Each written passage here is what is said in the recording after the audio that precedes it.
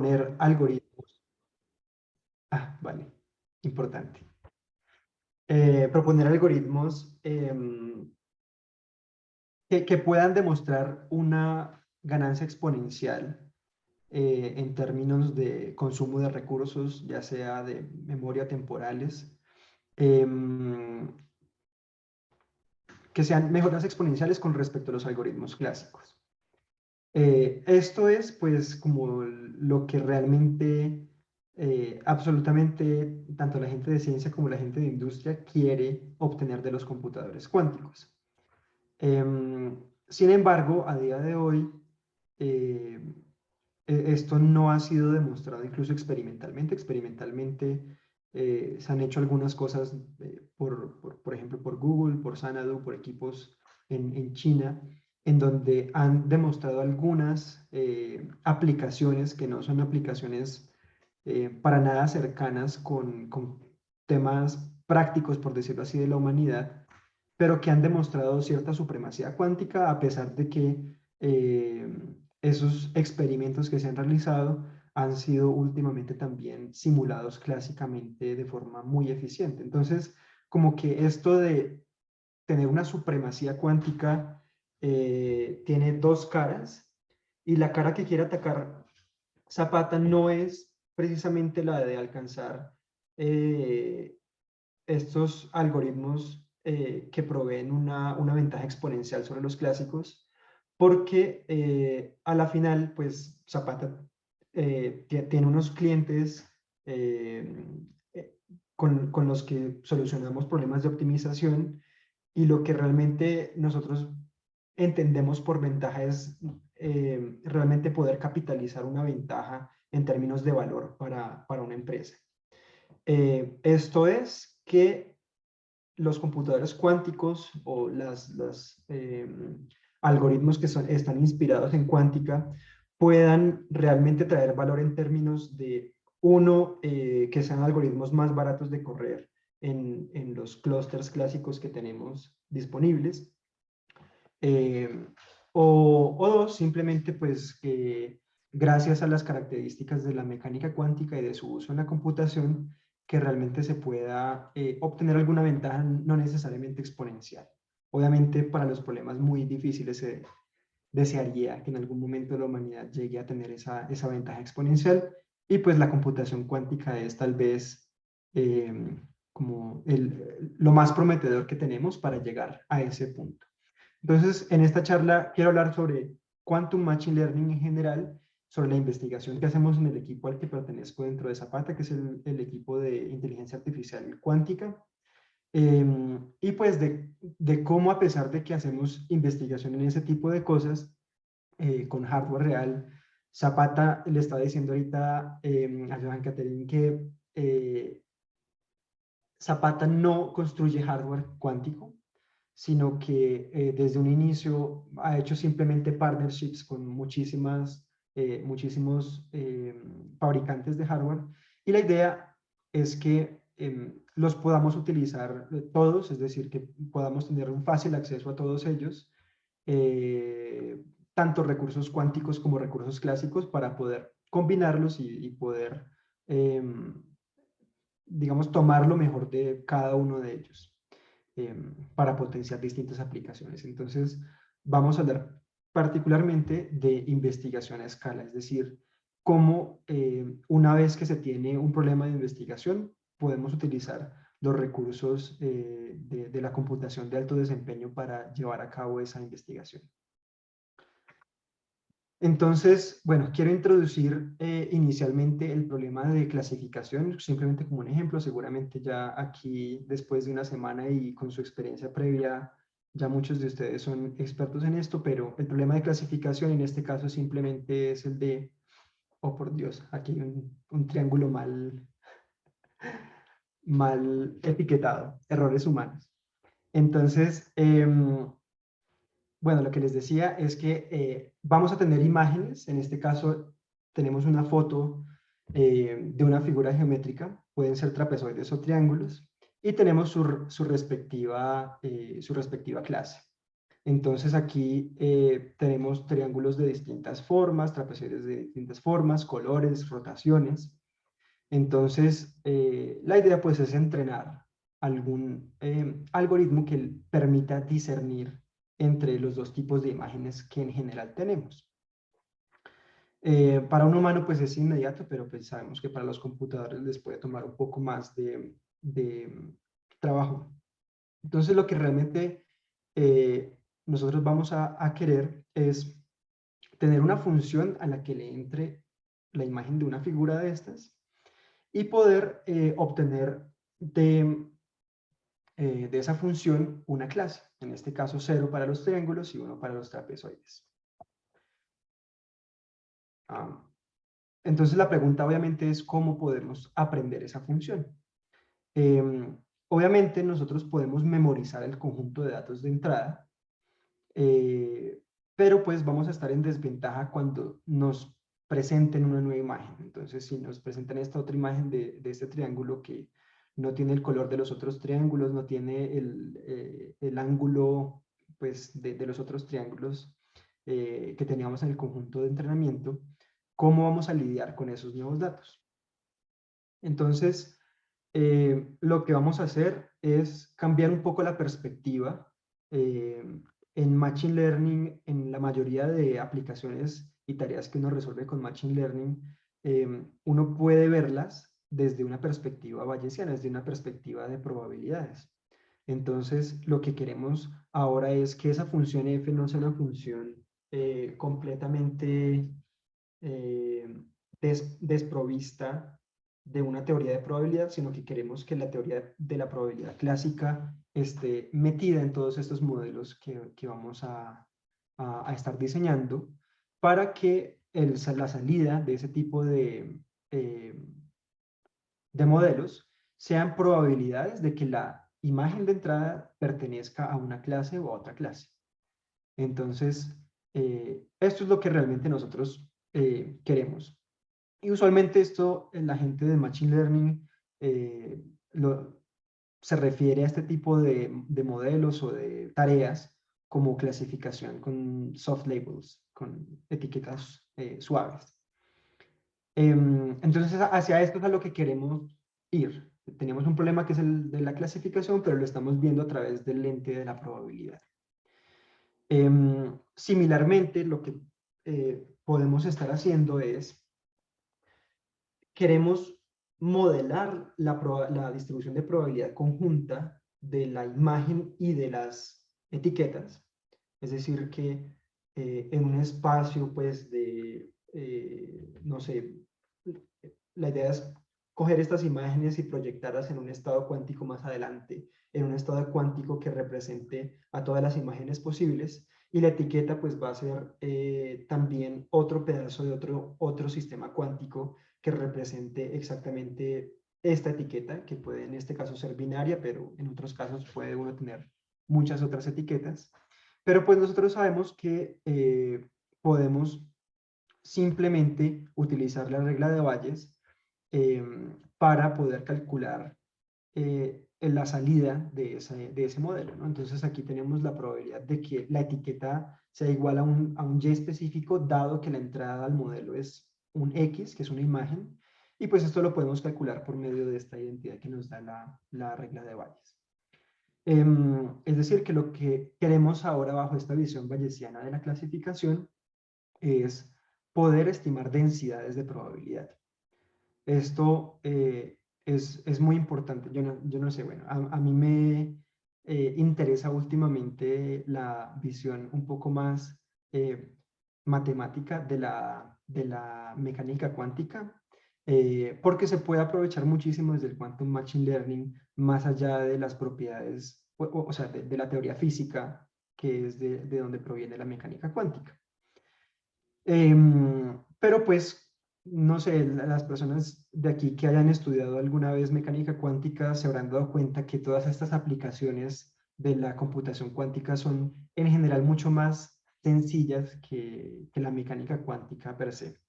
Pero bueno, entonces eso es una ventaja también, que no necesitamos meternos con la física para poder hablar de cuántica. Podemos mantenernos como en el área de la información únicamente. Aquí pues X en general va a referirse a estos features o en el ejemplo particular de las imágenes, pues son matrices de píxeles, intensidades y colores. Y el espacio Y pues es el espacio de las etiquetas, pero en general pueden ser cualquier cosa.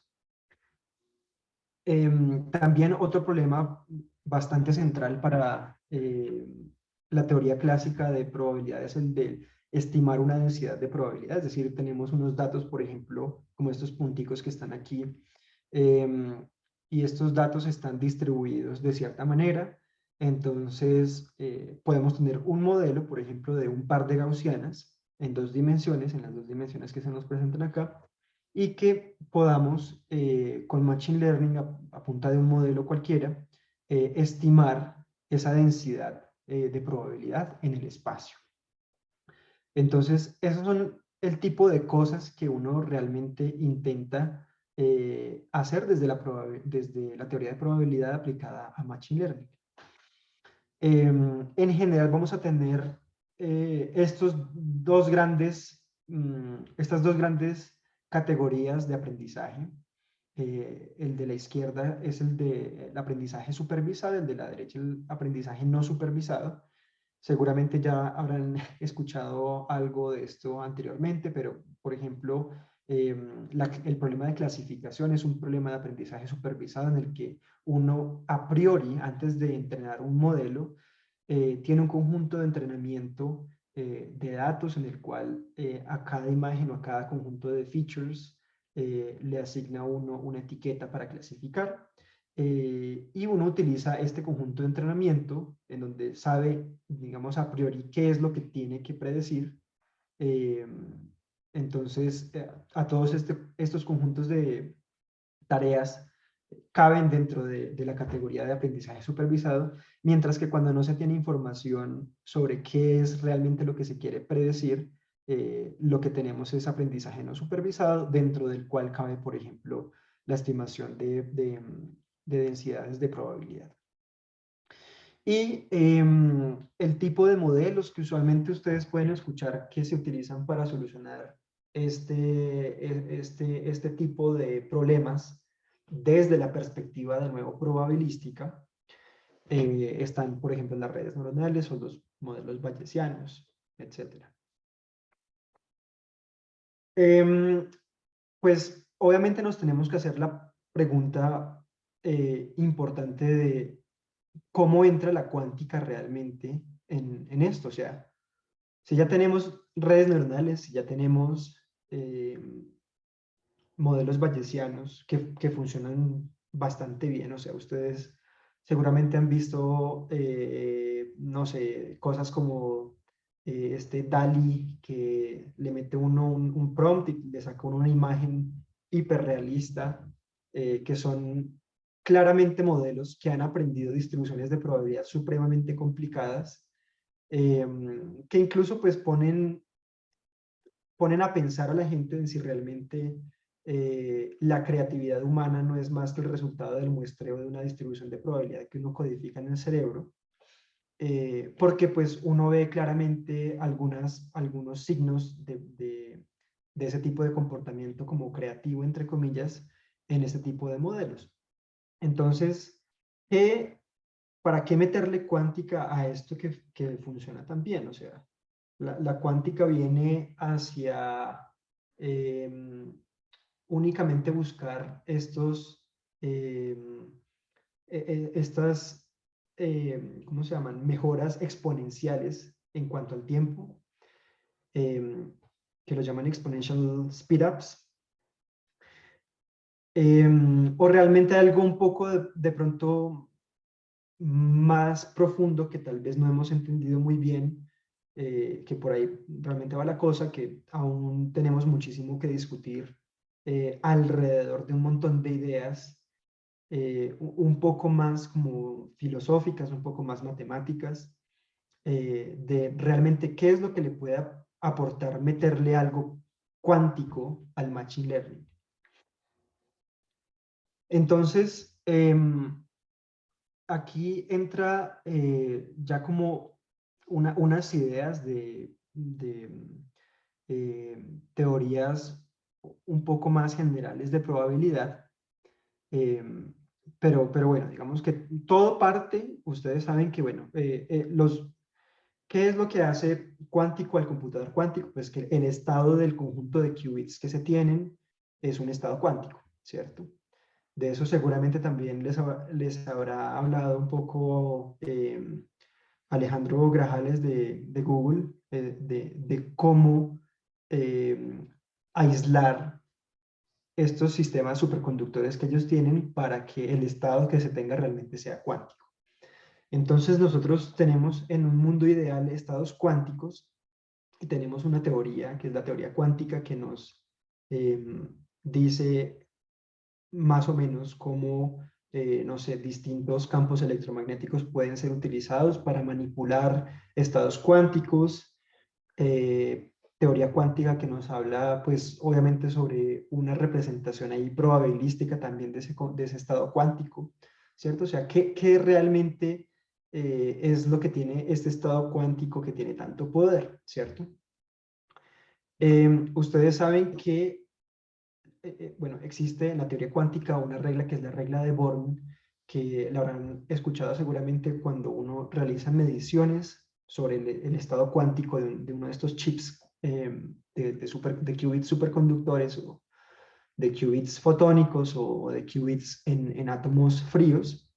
Pero cuando uno realiza estas mediciones, lo que en la teoría se está haciendo es aplicar la regla de Born, que es una regla pues bastante sencilla, simplemente se van a tomar los módulos cuadrados de cada componente del estado cuántico, del vector cuántico, y pues esto nos va a bajar básicamente al piso pues de la probabilidad clásica.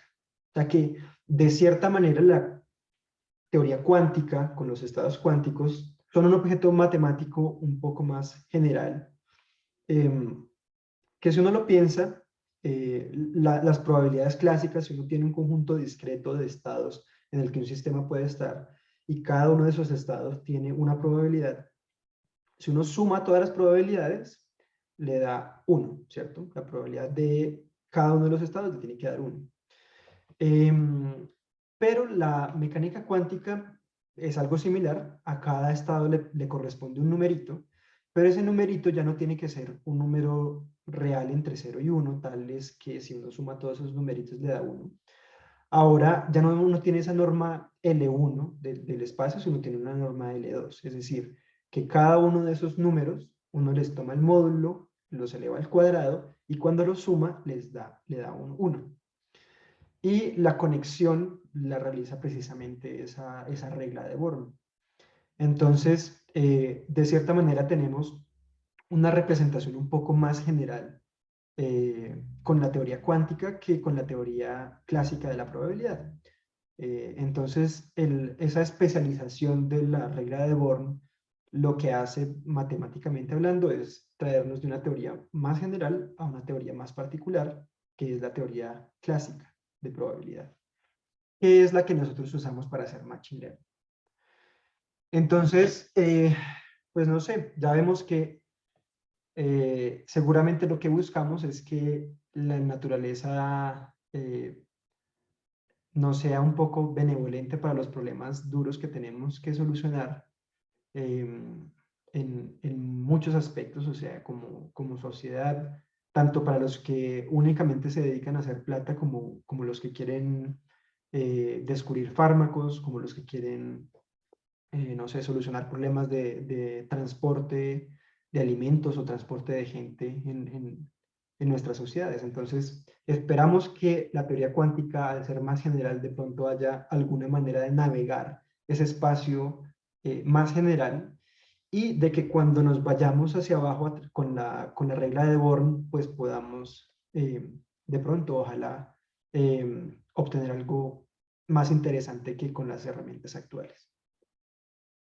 Y parece que así es, que es lo interesante. Entonces, bueno, veamos ahora sí ¿cómo se ve esto relacionado con el flujo usual del Machine Learning? ¿Cuál es la idea de realmente hacer Machine Learning ahora sí? La idea es que vamos a tener un conjunto de datos normal, como usualmente tenemos en el Machine Learning. Vamos a crear algún algoritmo que nos va a llevar esos datos y nos va a representar esos datos por medio de un estado cuántico de algún sistema físico en particular, que es el sistema del chip cuántico en el que tenemos, en el que tenemos o vamos a correr ese algoritmo. Y finalmente, la regla de Born nos va a servir para hacer predicciones. Es decir, el momento de hacer la medición del estado cuántico, en alguna manera, la que sea, nos va a permitir extraer información de ese estado cuántico que está allá arriba a nuestro terreno de la probabilidad clásica. Entonces, lo que vamos a realmente estar haciendo una y otra vez, pues es poder preparar estados cuánticos y usarlos para representar distribuciones de probabilidad.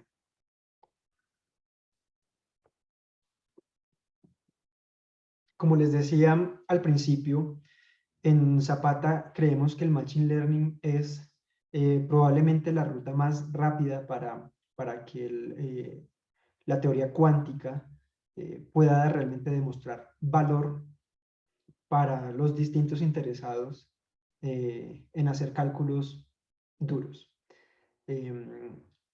Como les decía, muchísimos de los problemas de la industria son problemas realmente complicados. Yo no sé si les han hablado en el transcurso de esta semana sobre clases de complejidad, pero muchos de esos problemas son problemas que a medida que uno crece, digamos, como en el tamaño de la entrada del problema, la dificultad para solucionarlo es exponencialmente más difícil. Entonces, ese tipo de problemas los tenemos por todos lados. Y lo que queremos es encontrar mejores maneras de solucionarlos, o no necesariamente de solucionarlos, sino mejores maneras de encontrar aproximaciones a las soluciones, o de mejorar las soluciones que tenemos en este momento. Entonces, esa es la apuesta, digamos, que hace Zapata Computing.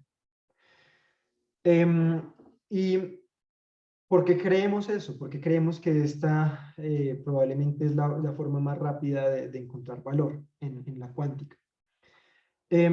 Básicamente, y lo vamos a ver ahorita con un par de ejemplos, la estructura matemática de la mecánica cuántica es la que nos va a permitir asociar una gran cantidad de estados de un sistema cuántico, algunas veces infinitos estados, que van a permitir codificar la misma distribución de probabilidad clásica. Esto lo vamos a ver ahorita, como les digo, con un ejemplo, pero para aquellas personas que están interesadas, hay dos recursos que me gustan mucho. El de la izquierda me lo recomendó uno de mis directores del doctorado, que es esta cosa, además, en donde encuentran un montón de entradas muy, muy interesantes de lo que sea de filosofía. Tienen algunas entradas de computación cuántica, entre las cuales está esta, Quantum Logic and Probability Theory, para la gente que le gusta de pronto un poquito las matemáticas. Y hace poquito, dentro precisamente de un club de lectura que tenemos en Zapata, estamos leyendo este libro de Scott Aronson que se llama Quantum Computing since Democritus.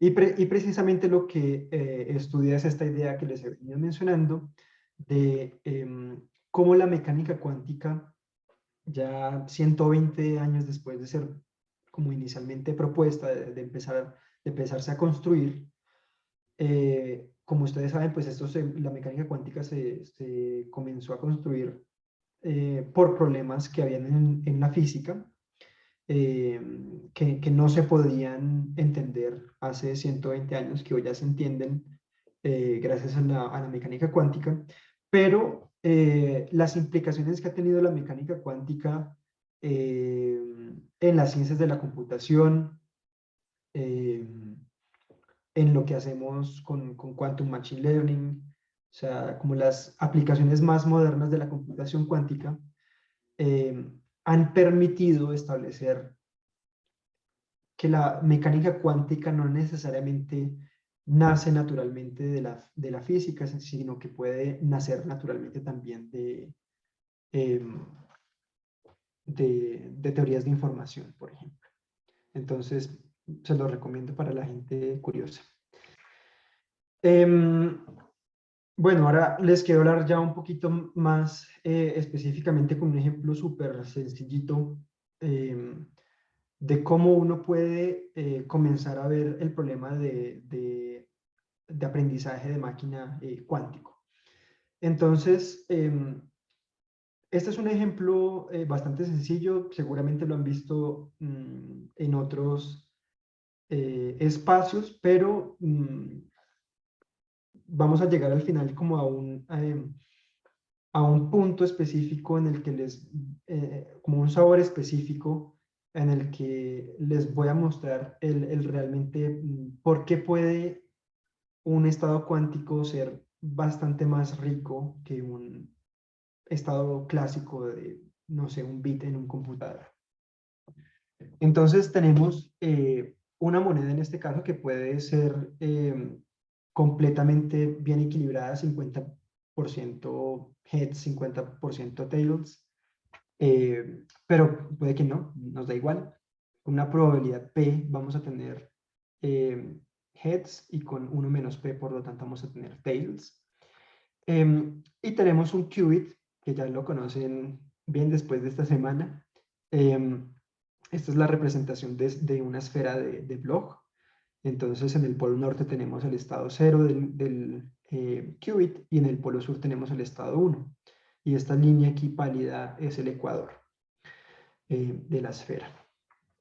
Entonces lo que vamos a armar simplemente es un estado cuántico dado por esta expresión de acá. Es la raíz cuadrada de P multiplicado por el estado 0 más la raíz de 1 menos P multiplicada por el estado 1. Y aquí hay un factor multiplicativo de un número complejo que tiene norma 1, ¿cierto? E a la I por un ángulo, phi. Y pues, dependiendo de ese phi, vamos a tener que la representación en esa esfera de Bloch de este estado va a estar acá en este punto o en cualquier punto de este círculo concéntrico con el ecuador. Entonces, bueno, tenemos esto y pues la razón por la cual este estado cuántico de este qubit representa esa moneda es precisamente porque si nosotros tomamos los módulos cuadrados de las amplitudes de probabilidad, vamos a tener que el estado 0, que es el estado de Hertz, va a ser pues raíz de p al cuadrado es p, y el módulo de e a la i phi es 1, entonces esto no nos importa, y el módulo de 1 menos p, bueno, raíz de 1 menos p al cuadrado nos va a dar 1 menos p, que es precisamente la probabilidad de tails. Entonces, esas probabilidades son las que nosotros vamos a utilizar cuando hagamos las medidas en esa base de 0 y 1. Cuando hagamos las medidas de ese qubit, y que sabemos que esas probabilidades están dadas además por esa regla de Born que había mencionado anteriormente. Y pues que es completamente, esas probabilidades son completamente independientes de ese valor phi. Es un dato bastante importante. Bueno, tenemos, digamos, esta representación con lo que teníamos anteriormente. Ahora hagamos Machine Learning con este problema. Bueno, de poder aprender la probabilidad o aprender un modelo que nos reproduzca esta moneda que tiene probabilidad P para heads y 1 menos P para tails. Usualmente tenemos una función de costo que depende de unos parámetros, ahorita la vamos a armar para aprender ese estado que les hablé ahorita en la diapositiva anterior. Y usualmente lo que hacemos en Machine Learning es nuestro querido algoritmo de backpropagation, que nos permite disminuir una función de costo, minimizar una función de costo. Bueno, seguramente también ya lo habrán visto esta semana o antes, pero una función de costo usualmente la podemos minimizar. Digamos, de los algoritmos más comunes es el de hacer lo que uno hace en los cursos de cálculo diferencial, que es calcular los gradientes de la función de costo con respecto a los parámetros. Y una vez tengamos eso, igualamos cada gradiente a cero, porque sabemos que una función tiene mínimos, bueno, también máximos, siempre que sus derivadas sean iguales a cero. Entonces hacemos esto.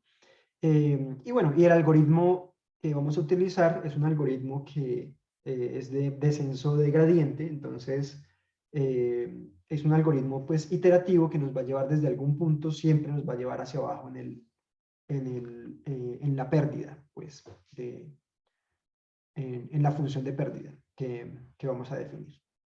Esto pictóricamente usualmente se ve de esta manera. Tenemos un espacio con un par de parámetros, θ1 y θ2 en este caso.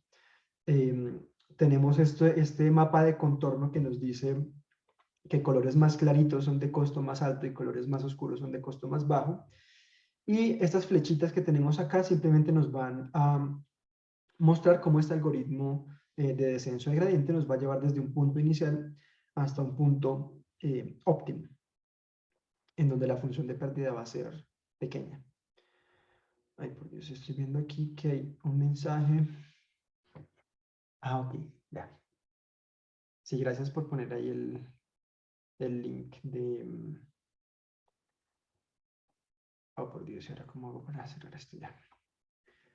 El link del recurso anterior. Vale. Y ahora vamos hacia el problema de Quantum Machine Learning. Es decir, vamos a tener un circuito cuántico bastante sencillo y queremos aprender el problema de la moneda. Entonces tenemos inicialmente una compuerta que nos va a hacer una rotación X en esa esfera de Bloch. Va a tener un parámetro que es el parámetro θ, y después vamos a tener una medición. Esa compuerta Rx la vamos a ver por medio de esta matriz. Es una matriz de rotación. Bueno, de rotación específica para este problema, así la hemos definido. Y lo que vamos a hacer simplemente es, en esa esfera donde teníamos el 0 y el 1, vamos a mover el estado cuántico que está representado por este psi, utilizando ojalá un ángulo θ y un ángulo φ, cualquiera el que nosotros deseemos, por medio de estas operaciones de rotación, que en este momento nosotros tenemos únicamente una operación de rotación disponible, que es esta Rx, porque así hemos diseñado el circuito. Entonces, vemos que si nosotros aplicamos esta compuerta Rx al estado 0 del qubit, lo que vamos a obtener es este estado de acá, que es un poquito más complicado porque también nos va a mostrar alguna componente en el estado 1 del qubit. Y podemos con esto definir una función de costo, que es esta de acá. Tenemos esta P, que es nuestra probabilidad de heads, y tenemos esta cosa de acá, esta sumatoria de acá, que nos va a hacer como un promedio de las mediciones que hagamos aquí al final. Es decir, que este B sub K va a ser el resultado késimo de medir aquí el qubit. Entonces, pues estos números van a ser ceros y unos, y después vamos a tomar un promedio, y la idea es que esto es una visión frecuentista de la probabilidad, ¿cierto? Es decir, esto sí va a ser una frecuencia de los unos, y por lo tanto la idea es que vaya a ser que esa frecuencia, que esa división se aproxime tanto a P como nosotros queramos. Entonces, bueno, precisamente nosotros vemos aquí mismo que si tomamos el límite de infinitas mediciones, este término primero de acá, pues por la regla de Born, de la que hemos estado hablando, va a tomar esta forma de acá. Es decir, que el coseno cuadrado de teta medios menos p todo al cuadrado, esa va a ser nuestra función de costo en el límite de muchas mediciones. Y pues esto de acá lo podemos igualar a cero, porque sabemos que como esto es una función cuadrática, pues el mínimo va a estar en cero, y la solución a ese problema es este de acá. ¿Qué es lo que estamos viendo acá? Precisamente este teta que hemos escrito acá de la rotación es este ángulo. Es un ángulo de rotación alrededor del eje X. Entonces, claramente, si lo que queremos es llevar al estado a una altura o a un círculo concéntrico de cierta latitud, podemos hacerlo girando el estado por acá o girando el estado por el otro lado. O sea, y de aquí se ve, gracias a la paridad de esas funciones eh, trigonométricas, tenemos dos soluciones. Una irnos hacia un lado y otra irnos hacia el otro lado de la esfera. ¿Listo? Entonces, aquí lo solucionamos de forma muy analítica, pero pues también lo podemos solucionar por medio de la idea de backpropagation. Entonces tenemos ese resultado que es el límite de muchas mediciones, que ya lo conocemos. Y lo que vamos a hacer simplemente es derivar esto con respecto al parámetro θ. Después de las derivadas internas y toda la cosa, obtenemos este tipo de expresión de acá. Y como queremos hacer esto igual a cero, podemos ver que en ese plano que nos interesa, o sea, recuerden que estamos haciendo giros alrededor del eje X, entonces el eje X va aquí completamente perpendicular a la pantalla. Tenemos inicialmente nuestro estado aquí arriba y lo queremos girar de tal manera que la proyección acá que obtengamos sobre el estado heads sea de P y el estado de tails sea 1 menos P. Entonces queremos llegar precisamente a esos valores target, que lo vamos a hacer cogiendo esta expresión aquí en magenta y llevándola a cero, pero pues vemos que hay otras expresiones que también podemos llevar a cero, en este caso la naranja y esta verde de acá. Claramente estos son máximos porque para cualquier lado que nosotros nos movamos, vamos a irnos más cerca del target. E irnos más cerca del target significa disminuir la función de costo. Entonces, de nuevo, de aquí, gracias a que queremos llegar es al target, la solución es la misma que habíamos encontrado anteriormente. Pero en general nosotros no podemos hacer esto. Nosotros no podemos tomar el límite de muchas mediciones, porque pues no se puede. O sea, uno no puede medir infinitas veces. Entonces lo que usualmente hace uno es evaluar los gradientes por medio de experimentos numéricos. Es decir, que si uno quiere evaluar bueno, puede aquí tener un montón de fórmulas, las que uno quiera, pero por ejemplo, para poder evaluar el gradiente de esta función en un valor específico θ0, uno puede ir a ese θ0 y como lo hace uno numéricamente o incluso se lo enseñan a uno así en el colegio de las derivadas, es a moverse uno un poquitico hacia un lado, un poquitico hacia el otro lado y tomar como, entre comillas, el promedio de esto. Esto está mal, perdón, esto es aquí un 2. No, perdón, no sé si está bien. Entonces, eso es lo que nosotros queremos hacer usualmente para h's, para desplazamientos muy pequeños en cada uno de los parámetros. Pasa que desplazarse un poquito en los parámetros experimentalmente significa tener una resolución muy, muy, muy pequeñita en cuanto a qué tanto mueve uno un ángulo de una de estas compuertas. Y eso se ve reflejado en tener una precisión enorme en los campos magnéticos o los campos eléctricos que uno esté utilizando para controlar el sistema físico. Entonces, afortunadamente, para este tipo de problemas hay una cosa que se llama el Parameter Shift Rule, en el que uno puede hacer que este H sea igual a pi, y por lo tanto, pues, obtiene uno exactamente igual la aproximación al gradiente. O sea, en el límite de muchas, uno puede demostrar que en el límite de muchas, ¿cómo se llaman?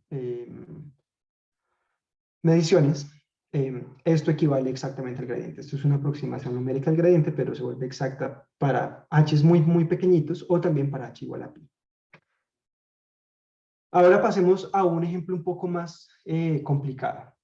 Entonces seguimos de nuevo con un qubit que va a modelar una moneda y ahora metemos otra compuerta cuántica antes, que es esta RZ, que depende de otro ángulo gamma. Pues en principio no ha cambiado mucho, ¿cierto? El circuito. Lo único que tenemos nuevo es esta compuerta de receta que nos introduce una fase compleja entre el estado 0 y el estado 1. Y cuando aplicamos estas compuertas, la receta sobre 0 y luego la Rx sobre el resultado de eso, obtenemos este estado de acá, que es un estado claramente más general del que teníamos anteriormente. Ustedes, bueno, no sé si puedan detectar aquí cuál va a ser el problema y si ese problema, entre comillas, va a ser realmente un problema. Pero, pues, pueden darse cuenta que cuando hagamos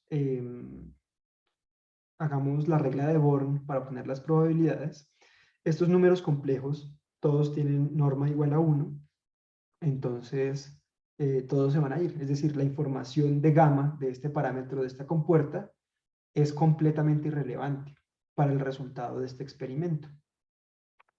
Entonces, bueno, ese puede ser un posible problema, porque en general a uno le gustaría que en un circuito cuántico variacional como estos, que tenemos parámetros, cada uno de los parámetros que se tienen allí sean responsables de aprender un pedazo de los datos o de aprender algo. Y aquí se da uno cuenta que de pronto este parámetro de aquí es completamente sin importancia, ¿cierto? Entonces llegamos al problema de los ansatz. Esto que vieron anteriormente, este tipo de circuitos son usualmente se refieren usualmente a circuitos variacionales llamados ansatz, que pueden tener distintas arquitecturas. Uno puede tener compuertas las que uno se le dé la gana, con los parámetros que uno se le dé la gana, y que al final, dependiendo de qué tan buena sea esa estructura o esa arquitectura, el problema de entrenar ese circuito puede ser difícil o puede ser fácil. Y en general es muy difícil. Tenemos este tipo de cosas. Por ejemplo, aquí a la izquierda hay un par de qubits con un par de compuertas Rx y Ry, y después tenemos una compuerta CNOT. Aquí en la derecha tenemos ansatz un poco más complicados, entonces aquí se muestran únicamente 5 qubits, cada uno con una capa de compuertas Hadamard. Después viene un circuito cuántico U de phi que depende de unos x, estos phi son unos parámetros, estos x de pronto pueden ser algunos valores específicos de datos. Entonces, esto puede ser tan complicado como uno quiera. Y uno puede pensar en varios escenarios. Por ejemplo, uno puede pensar en el escenario de,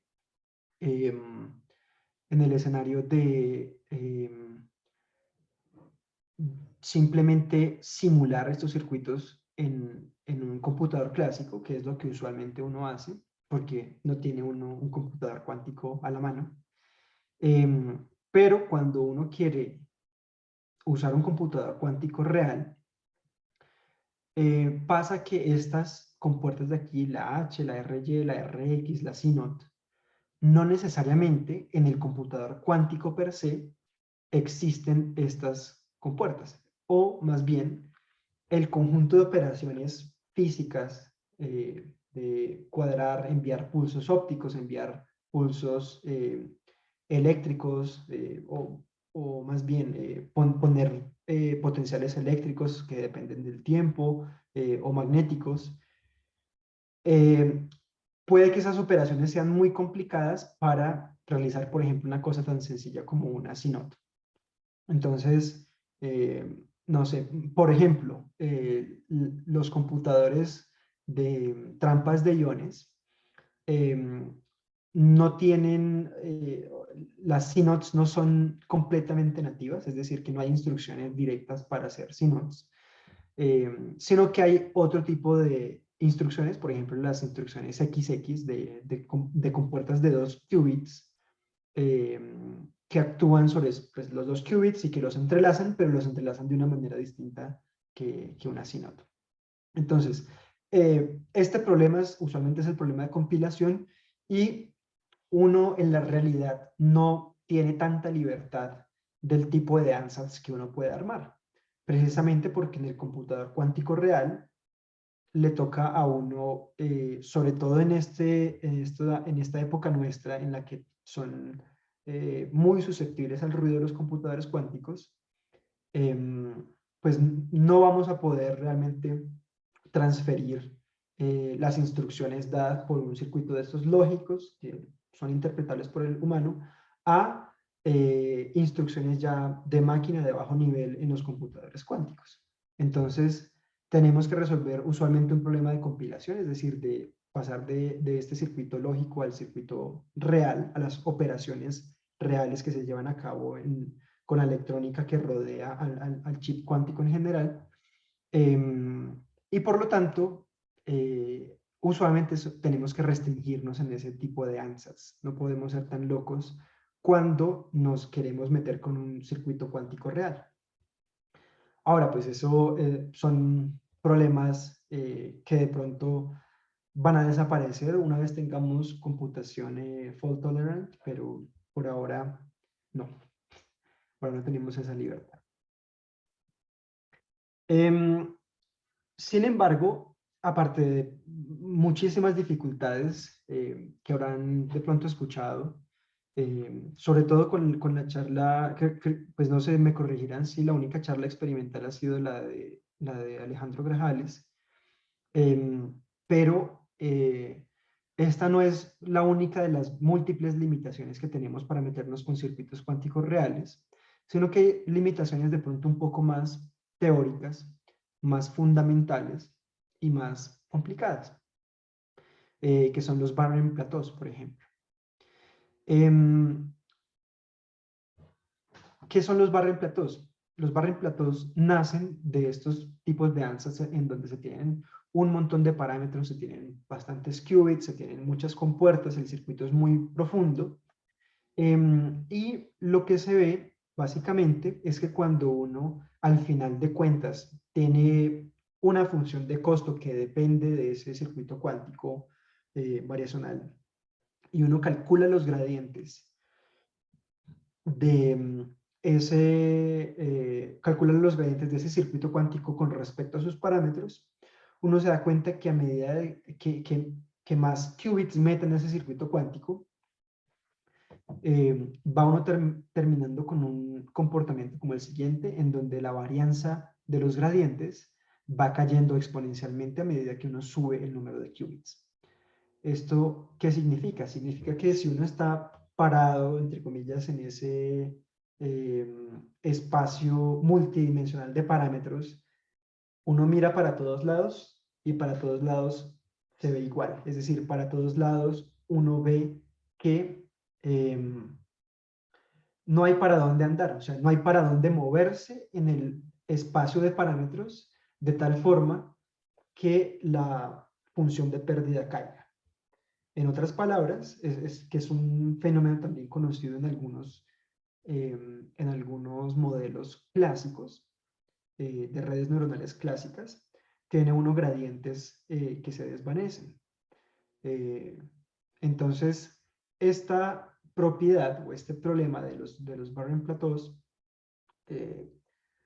son bastante limitantes en cuanto a que si uno se enfrenta al problema de minimizar una función de costo de un circuito relativamente grande en cuanto a qubits o relativamente profundo, como ya lo voy a mostrar, va a ser muy difícil realmente optimizar esa función de costo porque los algoritmos que están basados en gradiente no van a tener para dónde mirar, para dónde avanzar. Entonces, esto también se ve cuando uno tiene más capas en el circuito variacional, es decir, cuando su circuito es más profundo, tiene muchas más compuertas aplicadas a cada uno de los qubits. Y aquí pues pueden ver en esta gráfica cómo también la varianza de la varianza de los gradientes básicamente se viene estancando. Entonces aquí lo hacen para desde 2 qubits hasta 13 qubits. Cae exponencialmente, finalmente se estanca, pero lo importante es que a medida que uno también va aumentando la profundidad, también se presenta ese fenómeno. Listo.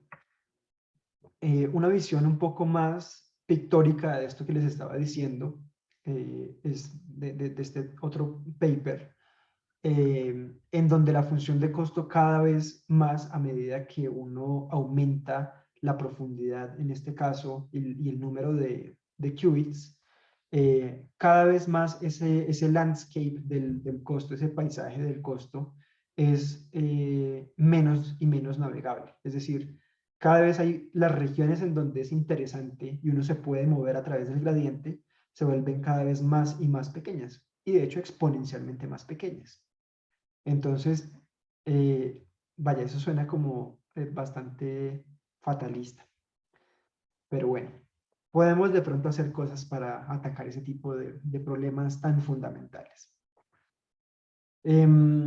Entonces, en Zapata nosotros realmente lo que hacemos es aprovecharnos no solamente de la computación cuántica que, bueno, para ser honestos, a día de hoy, tiene bastantes problemas con solitos sobrevivir. Es decir, la computación cuántica de por sí solita, si uno la deja sola y se dedica únicamente a hacer computación cuántica en computadores cuánticos reales, en este momento uno no puede hacer mucho. Con computadores clásicos se pueden hacer un montón, pero en Zapata nos hemos dado cuenta que podemos hacer mezclas entre las dos. Una, por ejemplo, es hacer algoritmos clásicos inspirados en la teoría de la mecánica cuántica, que de hecho ahí hice la mayor parte de mi doctorado.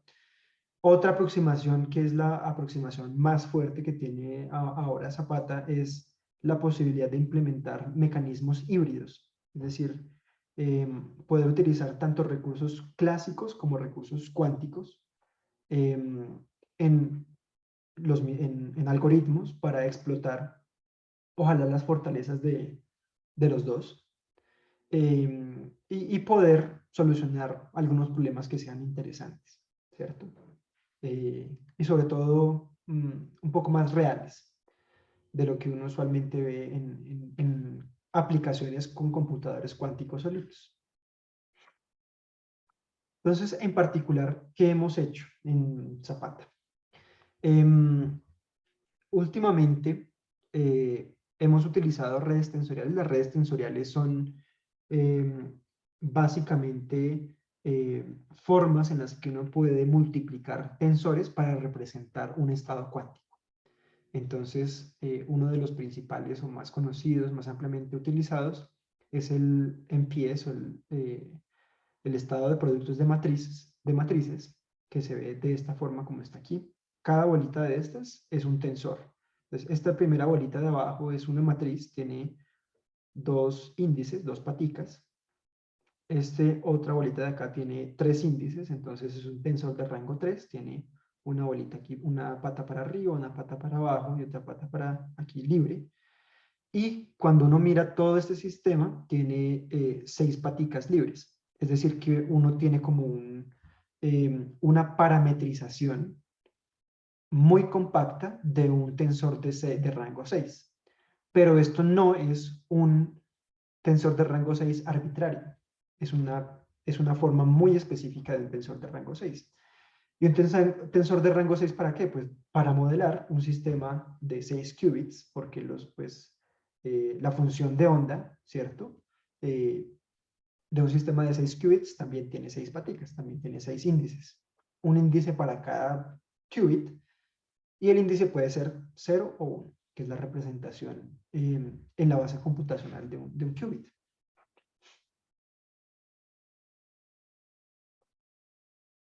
Entonces, ¿qué es lo que hemos visto? Los MPE son muy fáciles de entrenar.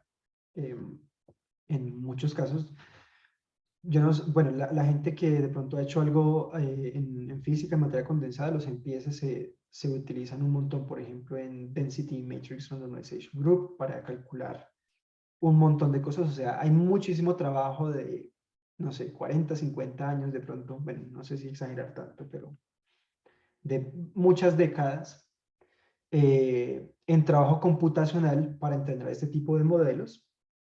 Entonces se entrenan bastante bien, son eh, muy eficientes de entrenarse. Pero lo malo es que para un sistema cuántico a veces necesitamos tener correlaciones o entrelazamiento entre partes que están muy distantes las unas de las otras, y los MPS no son muy buenos para ese tipo de cosas. Entonces no tienen esa expresividad. Mientras que los circuitos cuánticos eh, pues pueden expresar absolutamente todos los estados que tiene un circuito cuántico, que eso es precisamente lo que queremos modelar, pero son muy difíciles de entrenar, particularmente por este problema de que cuando uno se para en un punto arbitrario de ese landscape, de ese paisaje de costo, va a mirar que los gradientes para todo lado no varían mucho, entonces uno no sabe para dónde andar. Y básicamente lo que hicimos fue combinar los dos. Se puede ver esto como lo siguiente, o sea, tiene uno un avión que es el MPS, que son los algoritmos clásicos, pero el avión no tiene ruedas, no tiene turbinas. Entonces, el avión por dentro puede tener de todo, puede ser muy bacano, no sé, ir uno a visitarlo como si fuera un museo, pero entonces lo que hacemos es ponerle rueditas a eso para que realmente despegue y ande bien. Entonces, eso es precisamente lo que queremos hacer, es ese interjuego que hay entre las técnicas clásicas y las técnicas y los modelos cuánticos, porque pues, como les dije al inicio de la charla y con toda esta motivación, la mecánica cuántica no solamente es chévere, sino que realmente tiene, o sea, este tipo de modelos basados en mecánica cuántica, realmente hemos demostrado, todavía no lo hemos publicado, pero tiene una capacidad de información mayor a muchos de los modelos usuales clásicos. Entonces, realmente sí hay una ventaja en utilizar la teoría más general cuántica que la teoría clásica de probabilidad. Entonces, lo que hacemos es un matrimonio entre los dos, pero un matrimonio de los buenos. Y, y lo que hacemos entonces es inicialmente escribir el circuito cuántico por medio de un matrix product state, es decir, comenzamos con un MPS para poder modelar un conjunto de datos. Después lo que hacemos es que una vez ya no podemos entrenar más el MPS, lo reescribimos, es decir, hacemos un mapeo de esta cosa de acá a un circuito cuántico que es realmente nuestra finalidad, lo que queremos entrenar. Y una vez que estamos ahí, es como si nosotros hubiéramos cogido el MPS, fuera una mano gigante que nos hubiera cogido a nosotros y nos hubiera puesto en un lugar de ese landscape, tal que ese lugar sí tiene montañitas, es decir, uno sí sabe para dónde ir. Ya no ve para todo lado igual todo, sino que el MPS lo que ha hecho es movernos desde el lugar cualquiera que hemos arrancado hasta un lugar realmente interesante. Y en ese lugar realmente interesante, allí es que comenzamos a utilizar ya los algoritmos de gradiente descendente para poder minimizar el costo, cualquier costo que queramos calcular por medio de los parámetros de ese circuito cuántico. Veo que hay otra pregunta. Ah, ok. No.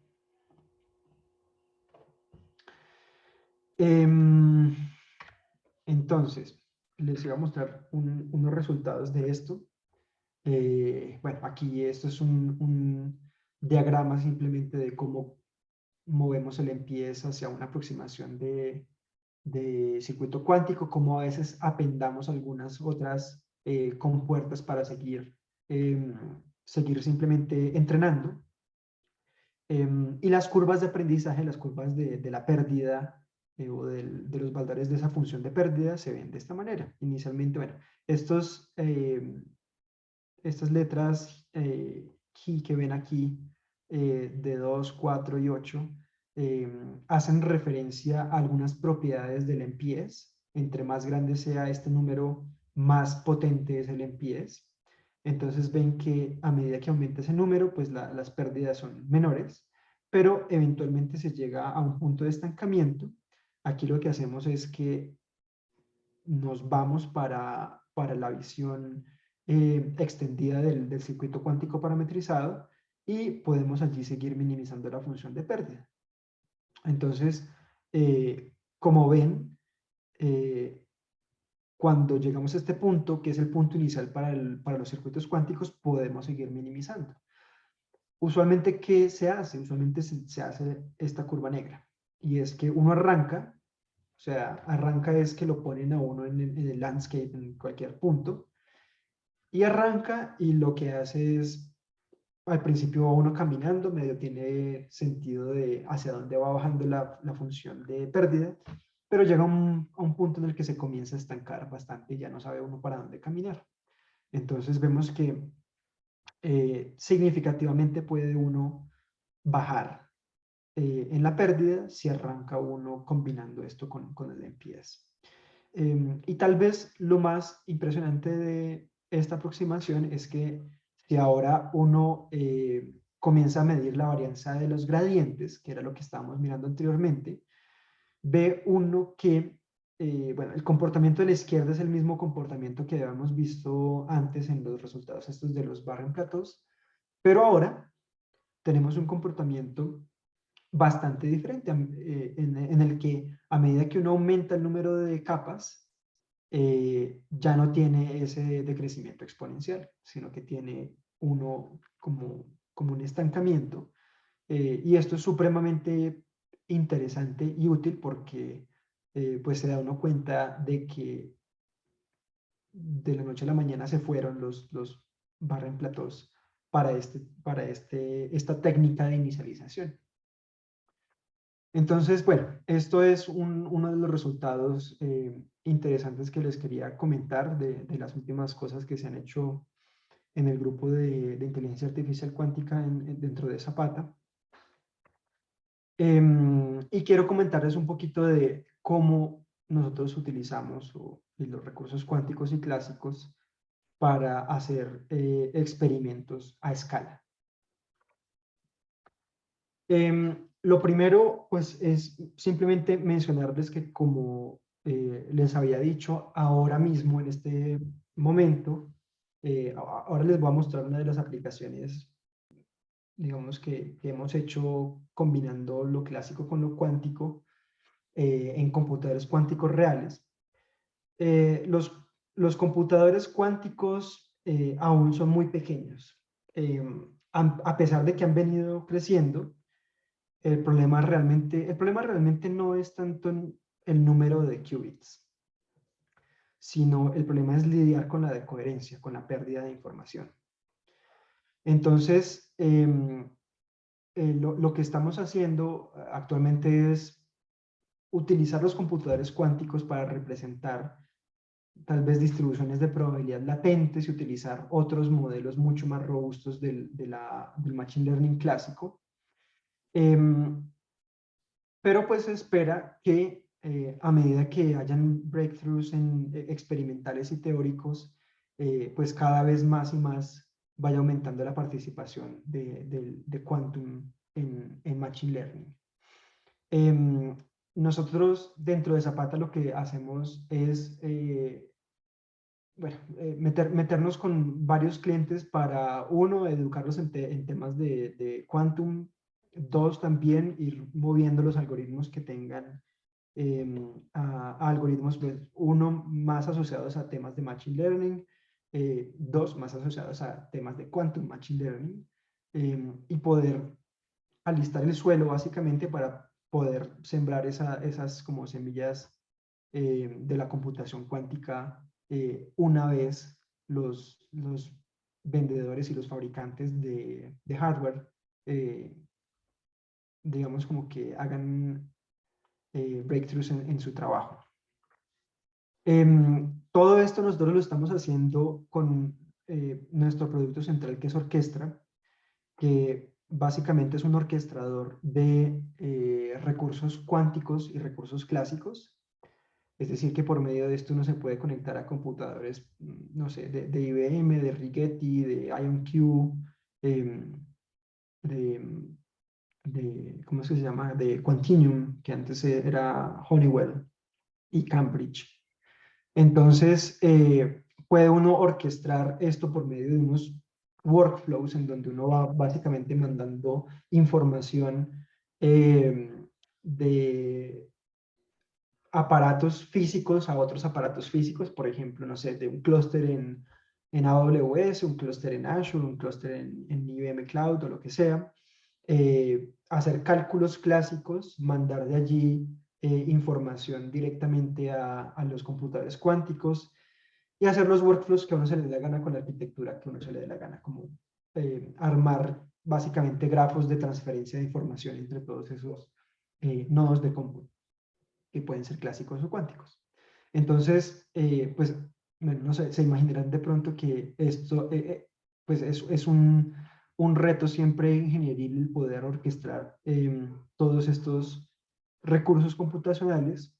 Y pues lo importante es que nosotros lo usamos también internamente para hacer nuestra investigación como tal, pues porque, a ver, muchas veces que uno prueba estas ideas, que uno investiga, uno necesita no solamente correr una cosa una vez y ya está, sino que tiene que mirar comportamientos estadísticos de los algoritmos que uno tiene, si uno tiene hiperparámetros en los modelos, tiene que irlos moviendo para entender qué tipo de cosas se pueden hacer o no para mejorar lo que sea que uno quiera alcanzar.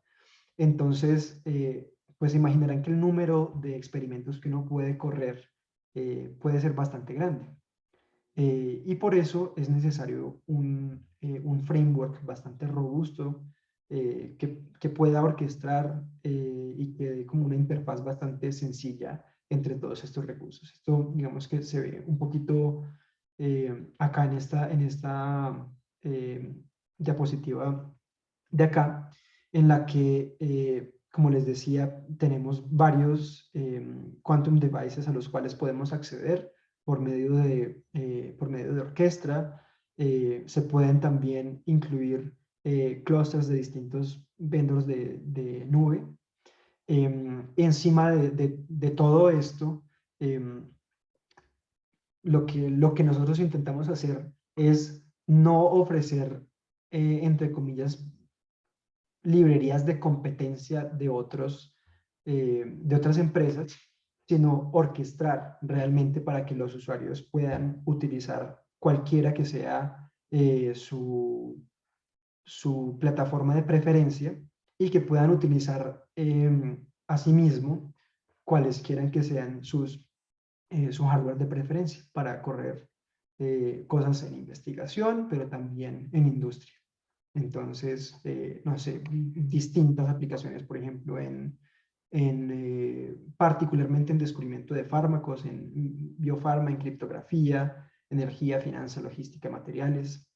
Entonces, esta es como una estructura muy de alto nivel de cómo se ve orquestra, del tipo de cosas que ofrecemos en Zapata con Orquestra, como para contarles un poquito lo que hacemos en Zapata. como les decía, les quería mostrar también un ejemplo particular de cosas que hemos corrido también en computadores cuánticos en asocio con modelos clásicos. Entonces, una de las cosas que más nos interesan en este momento, que es donde realmente creemos que podemos encontrar ventaja de lo cuántico sobre lo clásico, es en modelamiento generativo. Por ejemplo, aquí a la izquierda tenemos una pintura de Van Gogh, y reconocer que es una pintura de Van Gogh es fácil, o sea, pues tanto para un humano como para un computador clásico o cuántico incluso.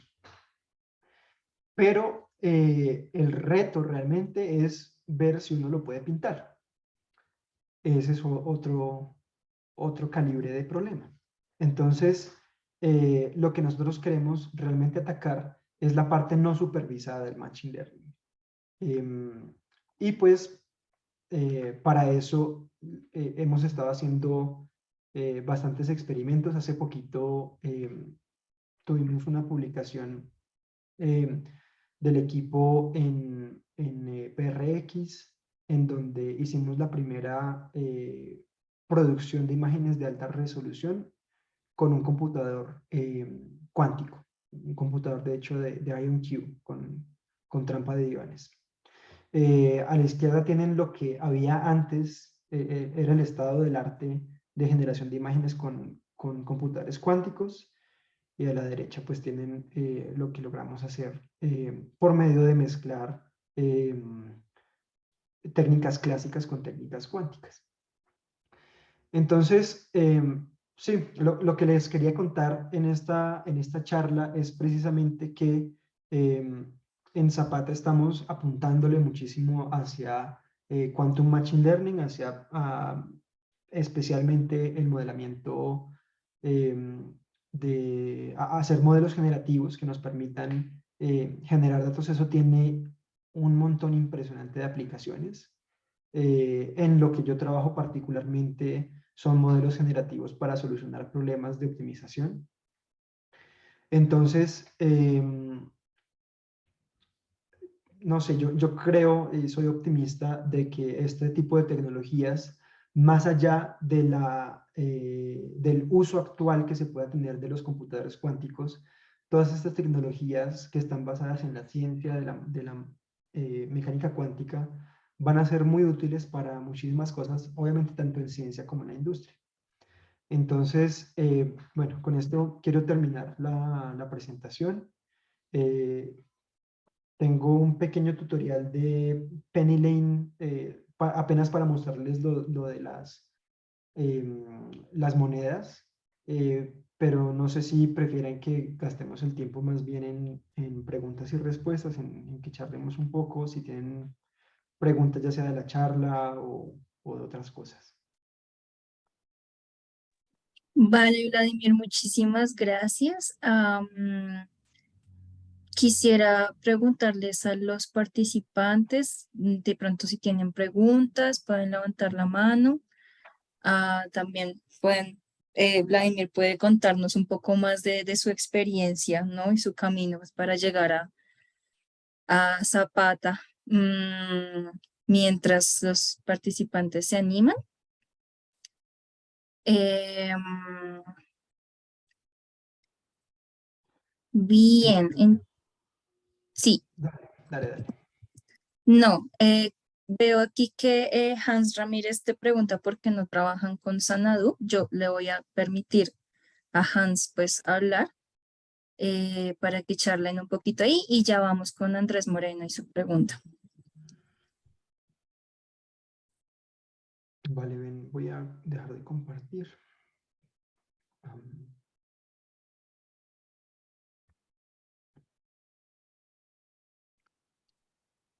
¿Por qué no han considerado partnerships con Sanadu, Vladimir? Lau, mientras Hans nos cuenta. Ok, ok.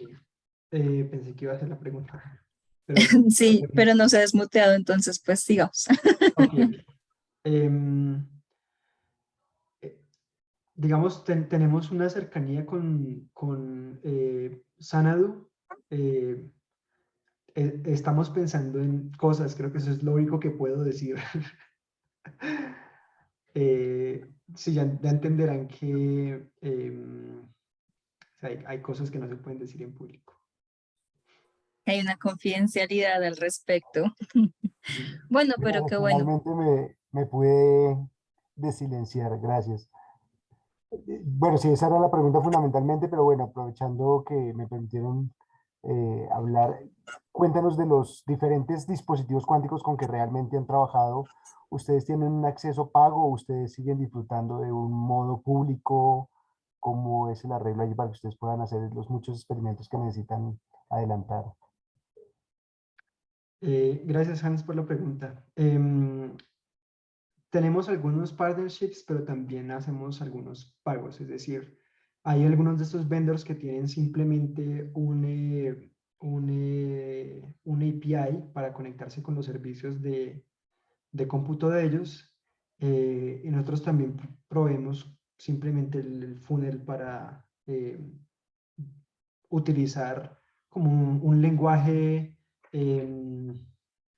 universal para todos los vendors, y simplemente nos conectamos a través de esas APIs. O sea, para algunas colaboraciones podemos tener a veces acceso completamente gratuito gracias a los partnerships, pero eh, también tenemos soporte pues de pago. Es decir, que si tú quieres, por ejemplo, utilizar, no sé, los servicios de AWS, pues obviamente de los computadores cuánticos, no, no de la nube clásica, eh, pues tienes que pagar, ya sea que estés directamente conectado con ellos, con el API de ellos, o a través de nuestro API. O sea, es como lo mismo. Vale, gracias. Y de pronto una pequeña curiosidad que me surge es, ¿cuál es el número máximo de qubits que han utilizado en alguna de sus pruebas o alguna de sus desarrollos? Em, Nosotros hemos utilizado un total efectivo de 16 qubits. La razón detrás de eso es que a medida que tú tengas más qubits y tus circuitos sean más profundos, cada vez para menos sirve el computador cuántico, porque casi que no tiene señal y todo se vuelve ruido. Entonces, a pesar de que hoy en día tenemos la posibilidad de utilizar, por ejemplo, no sé, algunos dispositivos de IBM que tienen 28 qubits o algo por el estilo. Cuando uno va a la práctica a entrenar un circuito variacional, así sea pequeño, en ese tipo de dispositivos, eh, casi todo es ruido. Entonces, es un problema por ahora también meterse con circuitos muy grandes. Pero de nuevo, no es porque no existan, sino es porque el ruido no se puede controlar muy bien. Tal vez debería mencionar que, bueno, no es precisamente de mi equipo, pero en Zapata hay un equipo de hardware, a pesar de que no somos constructores de hardware, y equipos de algoritmos cuánticos que tienen muchísima experiencia también haciendo quantum error mitigation. Eh, digamos que ellos son los que están empujando para que podamos realmente utilizar más qubits, o utilizar circuitos cuánticos más profundos sin tener que sufrir los problemas de ruido que sufre el usuario normal. Entonces son algoritmos que permiten usar exactamente el mismo hardware, pero sacarle mucho más provecho. Vale, Vladimir, muchas gracias. Andrés Moreno te hace una pregunta sobre el backpropagation. ¿Ya puedes hablar, Andrés? Por si quieres hacerla en vivo. No, era básicamente, o sea, el backpropagation es la derivada, ¿no? Pero técnicamente, como te explicaste al inicio, que era, haciendo el ejemplo puntual, en sí la ventaja obviamente es un algoritmo pues, de los 80. La gran ventaja con simplemente calcular las derivadas es en sí cuál es el fundamento en específico. No logré escuchar muy bien la última parte de la pregunta. O sea, ¿cuál es el core, digamos, del backpropagation? Si es un algoritmo ya viejo, de los 80, pero sí el fundamento técnico, ¿cuál es? Ah, no sé si entiendo bien la pregunta, o sea, O sea, ¿cuál es el core del algoritmo como tal del backpropagation? O sea, es calcular las derivadas para ir en sentido contrario al aumento y llegar a la función que uno quiere, ¿cierto? sí, es backpropagation usual. Lo puedes meter en cualquier rutina de optimización, o sea, con cualquiera de los optimizadores, ya sea un descenso de gradiente normal o un Adam o lo que sea. Pero el principio es el mismo, o sea, tienes una función. Lo que pasa es que para calcular esa función utilizas un circuito cuántico, ¿cierto?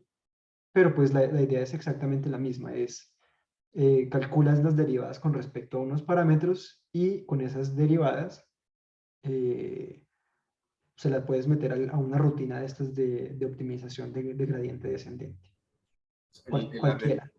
la derivada de un circuito funciona, oye, es diferente, ¿no? Derivar un circuito es diferente. No porque mira que a la final, ¿qué es un circuito? Un circuito es una secuencia de compuertas y las compuertas actúan, ¿cierto? Al principio tienes el estado cuántico de un sistema, el estado cuántico de un sistema de qubits es un vector muy grande y tus compuertas son matrices básicamente que aplicas sobre ese vector. Entonces son matrices que están parametrizadas. Entonces, a la final tienes, o sea, al final de que aplicas todas las compuertas, tienes un vector, ¿cierto? Cuyas componentes, cada componente depende de qué le pasó a ese qubit en su historia anterior. O sea, qué compuertas tocaron ese qubit en particular o ese estado en particular. Entonces, a la final tienes un vector en donde cada componente es una componente parametrizada. Cada componente depende de los parámetros de la compuerta.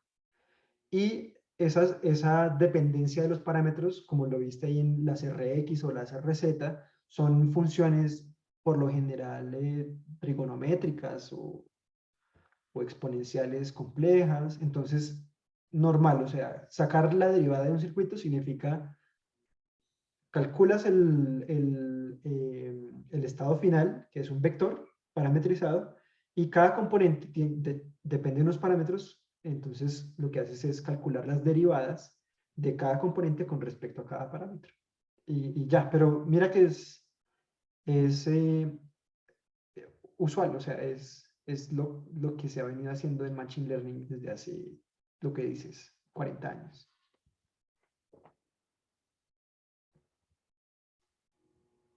Gracias, Andrés, por tu pregunta. El doctor César Rodríguez te pregunta, ¿cómo podrías explicar cómo un equipo cuántico se utilizaría para una aceleradora de empresas? Ya puedes hablar si quisieras expandir un poco más acerca de tu pregunta, César.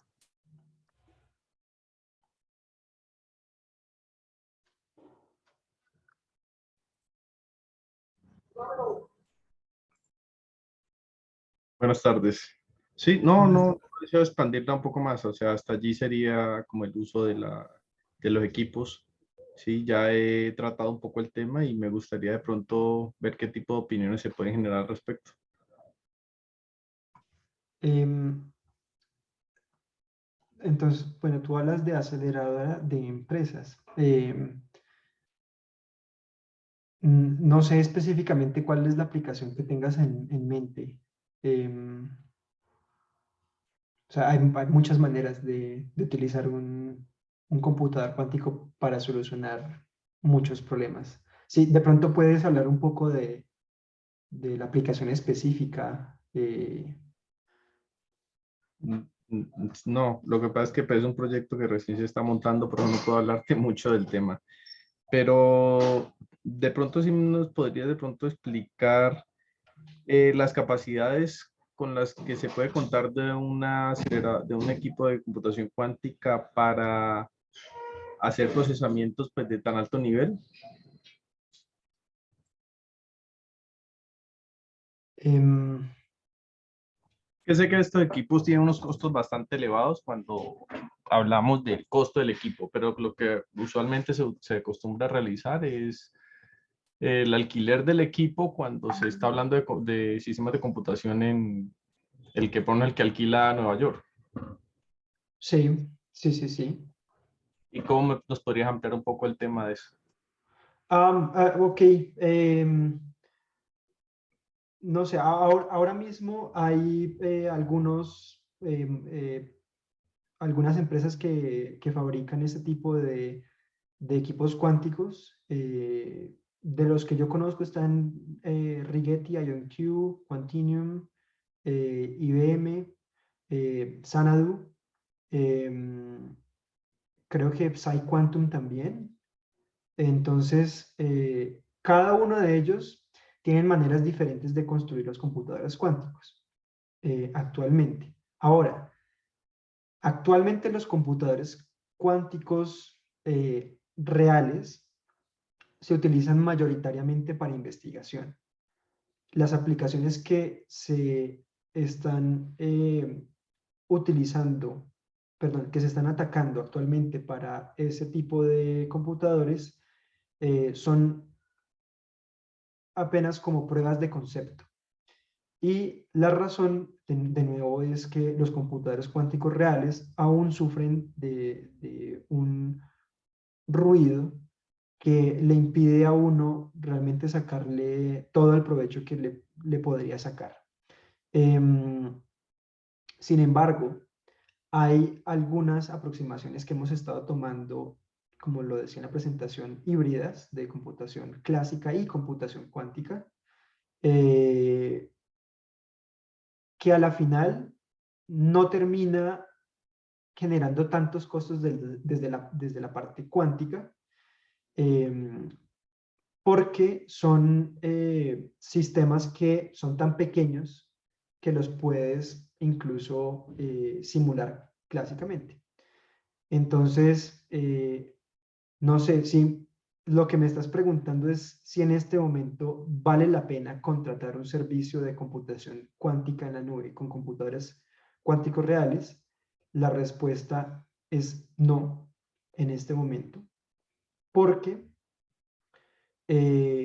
no te van a solucionar ningún problema real por el problema de ruido y porque son suficientemente pequeños. Como para que te pongas no sé, a dedicar un equipo completo a investigar cómo exactamente adecuar el computador cuántico a tu aplicación, a menos de que tu aplicación, no sé, te facture billones de dólares al año y le puedas meter a Research and Investigation un montón de plata. Entonces, precisamente lo que está haciendo Zapata ahora es eso, es poder ir convirtiendo las aplicaciones hacia aplicaciones un poco más cercanas con lo que sería la computación cuántica en un futuro si explotan este hardware cuántico. Pero el problema es que ahora es extremadamente difícil hacerlo para problemas reales. No sé si por ahí iba la pregunta, pero Pues si quieres... bastante interesante la respuesta, sí. Sí, sí sería bueno de pronto poderlos contactar y ya personalmente especificar un poco más del tema y mirar a ver acerca de los alcances de Zapata y pues contactarlos con el personal que está trabajando directamente en el tema de desarrollo cuántico. Pues, Vale, perfecto. Vale, Alex Serpa, ya puedes hablar para presentar tu pregunta. Ok, primero que todo, gracias por la charla. Estuvo muy interesante. Quería preguntarte, entonces, por ejemplo, hoy en día, ¿cuál es la diferencia o qué tanto me serviría a mí, por ejemplo, si yo quiero trabajar con IBM y contrato un computador cuántico, por ejemplo, el que tienen ahora de 127 qubits? O sea, ¿qué tanta diferencia me haría, por ejemplo, con el que dan al público de 5 qubits? O sea, ¿sería una diferencia considerable o simplemente apenas cuestiones de, digamos que muy poca ventaja a lo que me daría?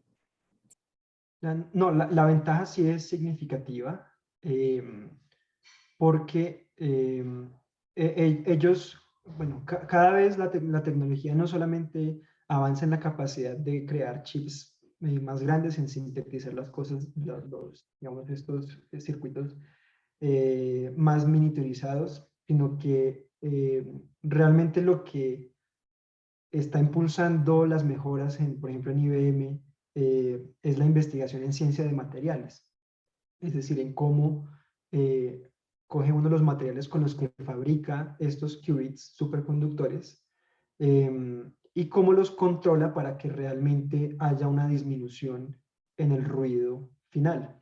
Entonces, si tú coges de 5 qubits que se hicieron hace, no sé, 3, 4, 5 años tal vez, de pronto por ahí, en ese rango, y los comparas con los últimos van a tener esos añitos de más de investigación de materiales que se ven en mejores coherencias, en una disminución significativa del ruido, que sin embargo no es una disminución que todavía nos dé para hacer, en la mayoría de los casos, bueno, no sé si el de 127, de eso sí, no sé, pero supongo que no, si no IBM ya lo habría dicho, ¿no? Entonces, ellos están, de hecho, en un proceso de escalamiento bastante agresivo, muy interesante, y con muchísima investigación en ciencia de materiales por detrás. Entonces, y de hecho, yo no sé si ellos, yo creo que ellos no tienen el de 127 dispuesto al público. Pues habría que preguntarle a ellos, pero creo que no. Usualmente ellos dejan sus dispositivos privados para investigación interna, de pronto investigación con una que otra universidad cercana a ellos, pero más allá de eso, no. Entonces, la respuesta a tu pregunta es sí, vas a tener muy probablemente un mejor desempeño con los más grandes, obviamente utilizando, o sea, si en el de 127 usas 5 qubits, lo que te estoy diciendo es que si en el de 127 qubits usas 5 para tu circuito, muy seguramente te va a ir muchísimo mejor que con los de 5 qubits viejos. Eh, pero si obviamente utilizas más, ya empiezas a tener problemas de ruido.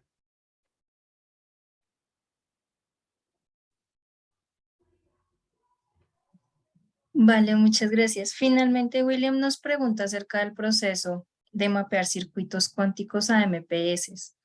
Ya puedes hablar, William, si quieres expandir un poco tu pregunta. Hola, Vladimir. Muchas gracias por la presentación.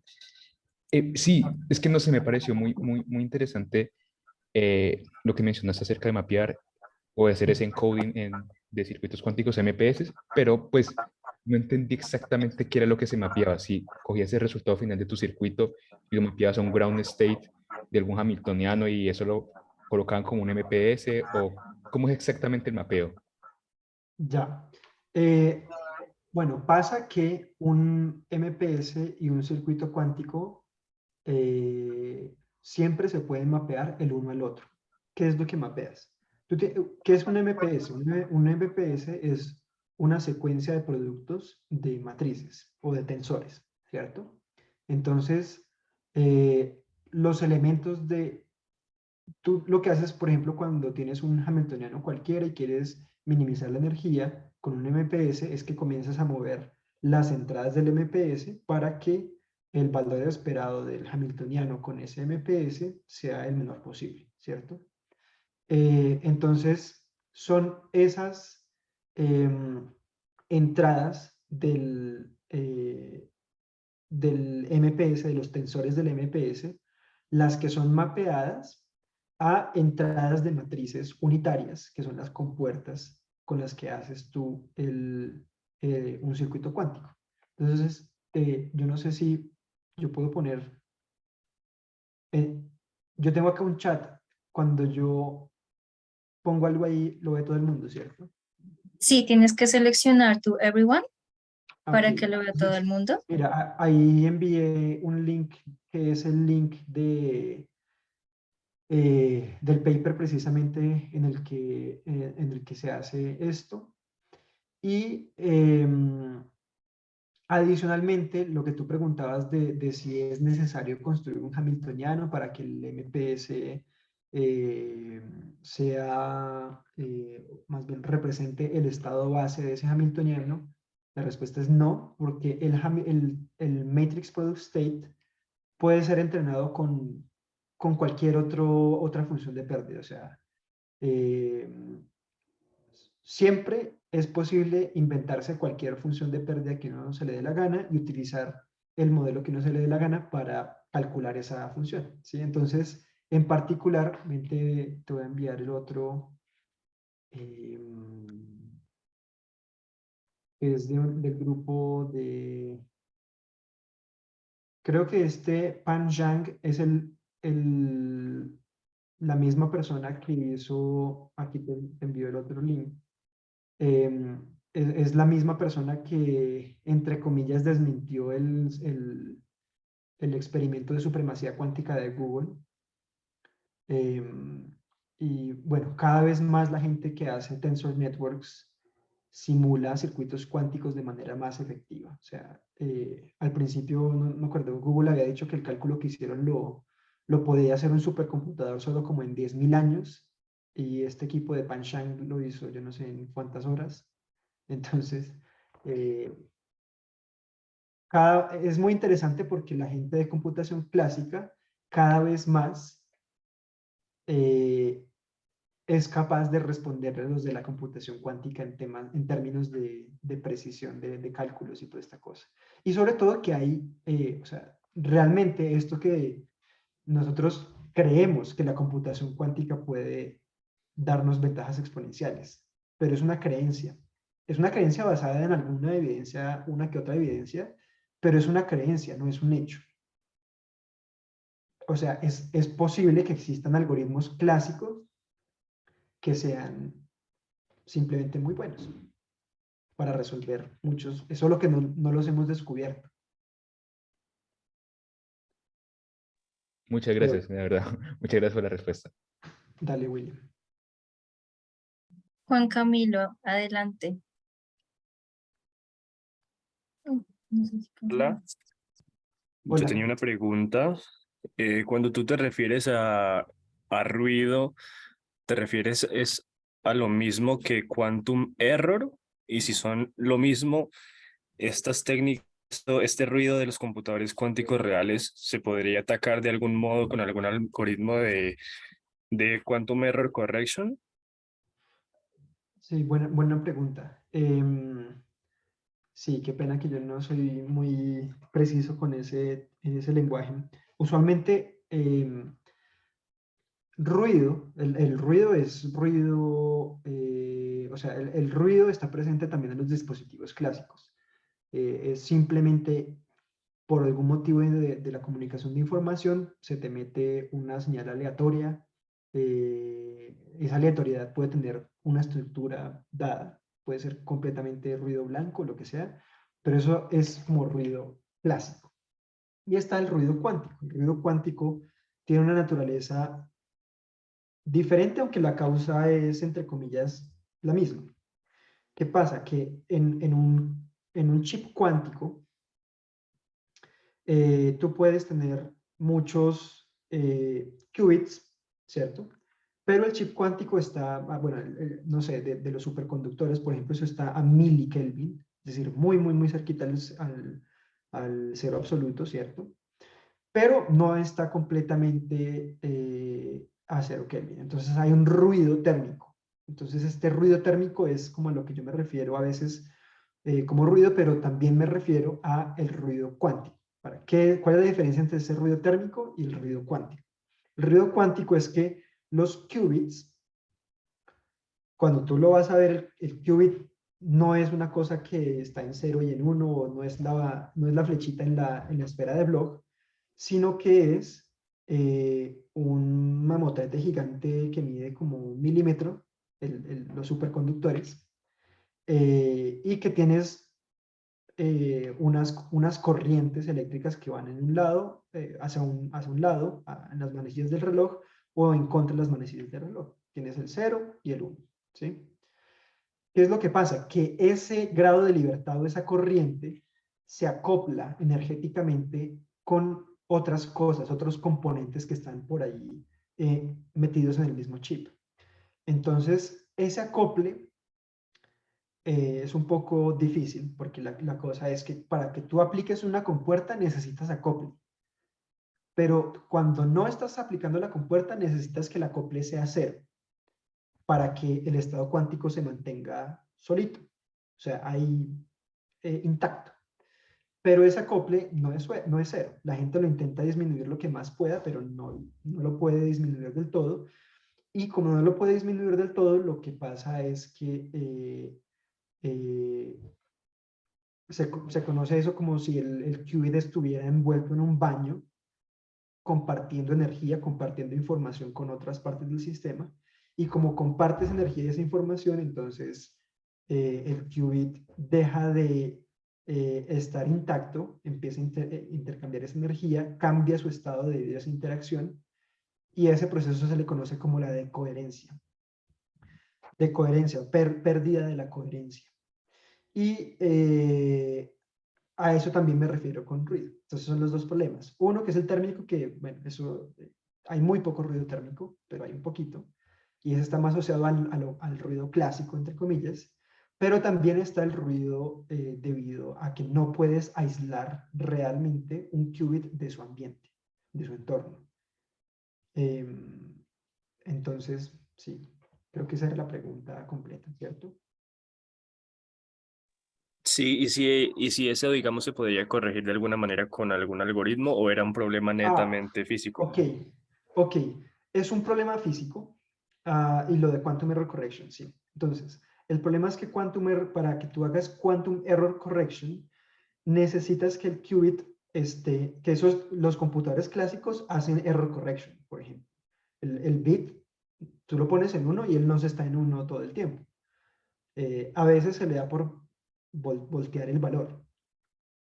En los bits clásicos, eso se da con una probabilidad súper pequeñita, por debajo de un umbral que permite hacer error correction. O sea que cuando tienes un error, eres capaz de saber en dónde fue el error y de revertirlo.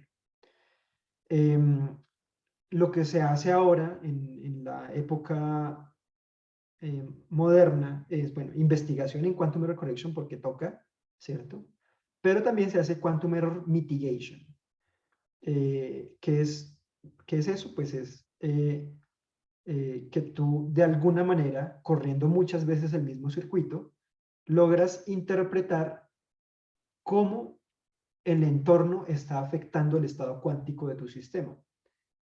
Y si eso es un proceso además irreversible, es decir, el entorno te jode el estado cuántico y ya está, o sea, muerto. Pero si lo haces miles de veces, cientos de miles de veces, de pronto puedes aprender más o menos cómo el ambiente te está dañando el estado y puedes revertir ese daño, algorítmicamente, no físicamente. Y eso se llama Quantum Error Mitigation. Listo, muchísimas gracias. Vale. Vale, Vladimir. Finalmente, Andrés Moreno nos pregunta si existen los datos cuánticos, no los estados, sino datos cuánticos como tal. Ya puedes hablar, Andrés. Pues es la pregunta como tal, ¿no? Si es que siempre dice que uno obviamente tiene un conjunto de datos, los codifica y el computador obviamente pues por su misma naturaleza pues maneja el modelo, pero existen como tal los datos cuánticos, o eso es realmente utópico. Ya. Sí, y son mis favoritos porque son los de la física. Es decir, todo esto de Quantum Machine Learning puede ser aplicado a Data Science, ¿cierto?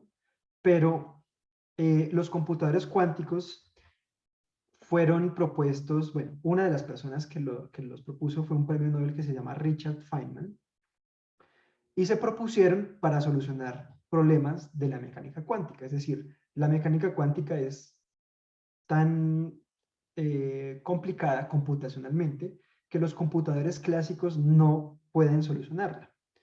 Entonces lo que propuso Feynman fue hacer máquinas cuánticas para solucionar mecánica cuántica. Y los datos que se tienen ahí son datos cuánticos, o sea, no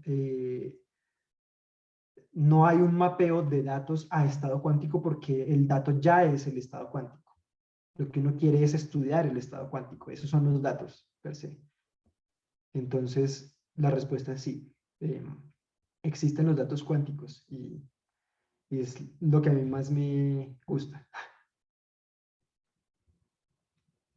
Muchas gracias, Vladimir, y muchas gracias a los asistentes. Voy a tomar estos últimos minutos porque en este momento concluimos la serie de charlas de nuestro Qiskit Fall Fest y vamos a empezar entonces con el hackathon. En la página que les estoy compartiendo en este momento en el chat van a encontrar todas las instrucciones para inscribirse y desarrollar el problema. En particular, o más bien en síntesis, ustedes se espera que conformen grupos de máximo 5 personas y desarrollen una solución o un problema que tengan en mente en función ya sea de las charlas que han escrito, de las charlas que han escuchado a lo largo de la semana o que hayan tenido, a los cuales se hayan enfrentado durante su experiencia previa. El límite del problema lo ponen ustedes en realidad y el objetivo es que lo desarrollen lo más que puedan durante este fin de semana. Gracias, Vladimir. El segundo link que estoy compartiendo es el link de registro. Allí pueden poner los integrantes y se debe llenar solo una vez. No es necesario que lo llenen todos los integrantes. Y si por alguna razón tienen problemas encontrando un grupo, hemos dispuesto este Google Sheets para que se comuniquen entre ustedes y encuentren un grupo. El plazo máximo para entregar este proyecto, ya sea a través del fork del repositorio que envié, del primer link, que es el repositorio. El lenguaje es libre, no es necesario que sea en Qiskit, pueden desarrollarlo en el lenguaje que quieran, desde que sea pues un lenguaje de computación cuántica. Ya sea pueden entregar este resultado o este proyecto, ya sea haciendo un fork al repositorio del primer link que les mostré o enviándolo al correo de uno de nuestros hosts que está también en el repositorio. El plazo máximo es el lunes a las 10 de la mañana. Durante ese día por la comunidad de WhatsApp que creamos, les estaremos informando quiénes son los ganadores y también de cuándo será el evento de cierre. Les recuerdo que para los participantes ganadores tendremos algunas recompensas directamente desde IBM Quantum. En este momento, pues, estaríamos terminando nuestra sesión de simposios. Yo creo, Vladimir, si quieres, podemos tomar 5 o 10 minutos revisando el tutorial de Penny Lane, si te parece, o podrías enviarlo me como tú trabó, quieras. no sé si soy yo o... Hola.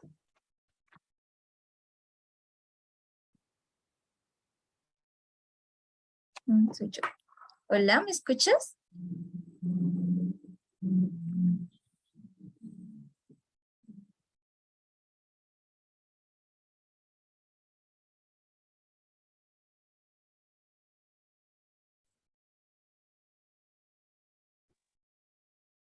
Hola, ¿me escuchas ahora sí? Creo que era mi internet. Vale. Qué pena, justo le voy a pedir a Vladimir y yo, ya hasta ahí llegué. Sí, esto pasa. Pues yo creo que podríamos, no sé cuánto tarda el tutorial de Penny Lane, sería interesante revisarlo o puedes Es muy compartirlo. sencillo, simplemente se los puedo compartir porque ya tengo que irme, Ah, pero se los puedo dejar. Se los envío por correo, no sé, y después lo distribuyen ustedes o... sí, sí, sí, por favor. Vale, perfecto. Bien, te dejo entonces por interno mi correo para que me lo envíes y yo lo distribuyo. Ok, dale. Alex, te escucho. Ok, tengo una pregunta y es con respecto a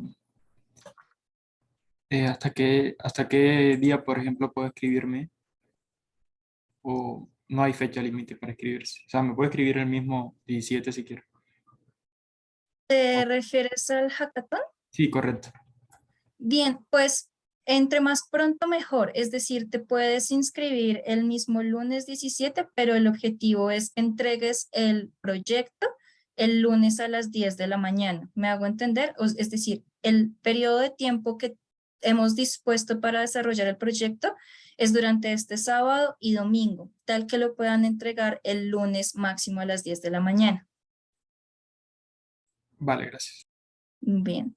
Entonces, muchísimas gracias, Vladimir, por esta interesante charla. Fue muy, muy enriquecedora. También muchas gracias a los participantes por sus preguntas y participaciones y los esperamos en el hackathon. Que tengan una linda noche. Vale, gracias a todos por la atención. Hasta luego. Gracias.